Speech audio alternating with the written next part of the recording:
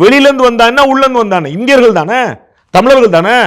ராம ரவிக்குமார் வந்து வெளிநாட்டை சேர்ந்தவர் கிடையாதுல்ல, அவருக்கு உரிமை இல்லையா? அவர் சட்டவிரோதமாக ஏதாவது கேட்டாரா? அவர் கேட்கிறான்னு சாதாரண ஒரு விளக்கேற்ற உரிமை. அதில் என்ன பிரச்சனை?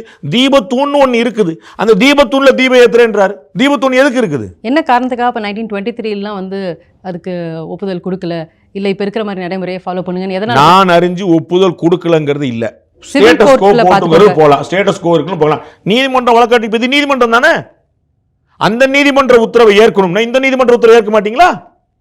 எந்த நீதிமன்ற உத்தரவு ஏற்க மாட்டேன்னு சொல்லிட்டு போயிருங்க.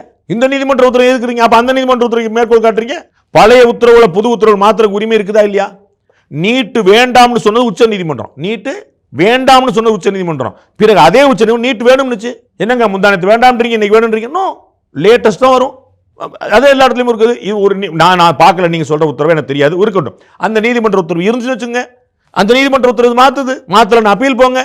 அப்பீல் போனீங்க, நீதியரசர் ஜி.ஆர். சுவாமிநாதன் கொடுத்ததை நீதியரசர் ஜெயச்சந்திரனும் இன்னொரு ராதாகிருஷ்ணன் நினைக்கிறேன் இன்னொரு நீதியரசர் 2 பேருமே மறுத்துட்டாங்க. அவர் சொன்னது ஆமா சரின்ட்டாங்க, உள்நோக்கத்தோடு செயல்பட்டுக்கிட்டாங்க.